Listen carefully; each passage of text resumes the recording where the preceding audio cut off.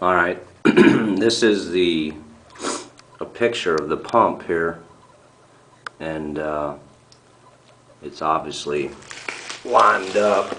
Well, you can see all the mineral deposits and whatnot. The pump itself was actually green when it was new out of the box. It's a Zoller M92, and there's just lime deposits built up all throughout, which is somehow, you can see it there on the cord, the black cord.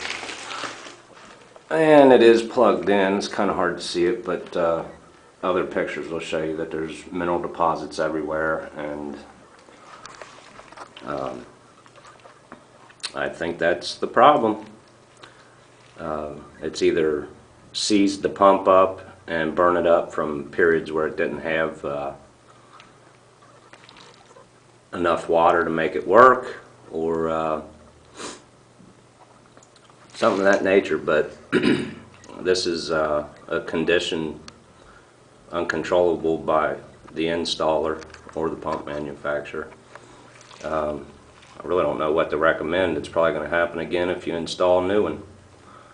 So there you have it.